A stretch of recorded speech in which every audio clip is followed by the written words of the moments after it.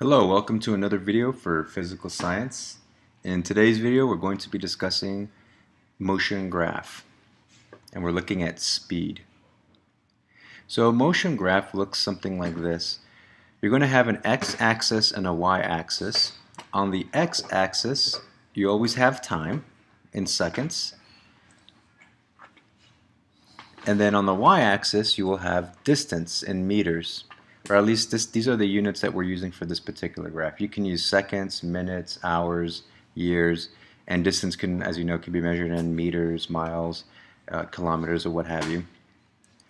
So what you have here, again, this is a graph that's depicting the motion of an object. Now this one here, you'll notice that there is a straight line. So let's take a look and see what this graph is actually telling us about the motion of this object. Let's assume that this line, that point of the line is 250 meters. So at 0 seconds, the object is at 250 meters away. And you'll notice that as time goes on, 4 seconds, 8 seconds, as more time elapses, the position remains the same at 250 meters. So what that tells us is that this object is not moving. It is staying still at 250 meters as time goes on. So there is no motion here.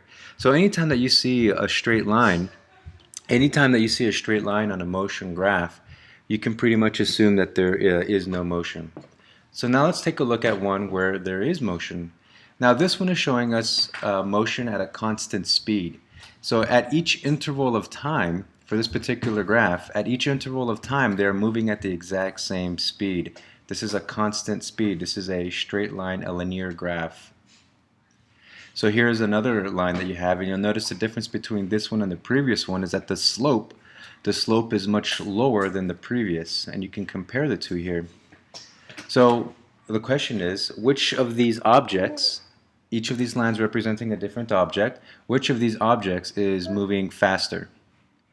Well, that would be the one that's kind of faded away, the top one, because as you can see it's a steeper slope, and the lower one, the bottom one, is moving at a much slower pace.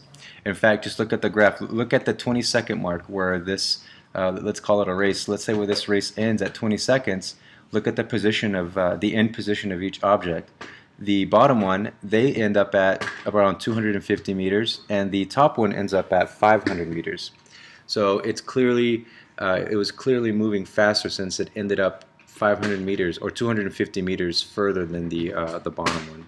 Okay, so that's one way that you can indicate the different speeds of an object is by looking at the slopes on a motion graph. Okay, so a steeper slope indicates a faster moving object, and a more flatter slope indicates a slower moving object.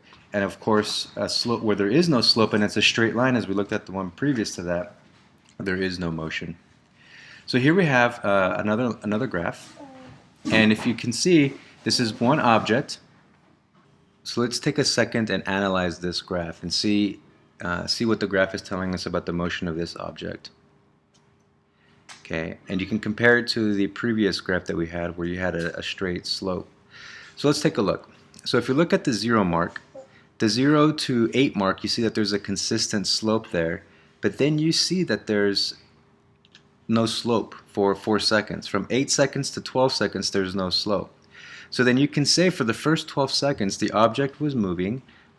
From 0 to 8 seconds, it went 200 meters.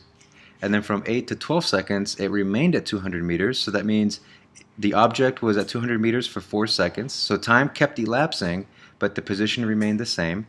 And then you notice that from 12 seconds to 20 seconds, the object went back to moving. It was back in motion. But its slope, if you compare the slope of the second portion to the first portion, it's much steeper. So then that means that it was moving faster.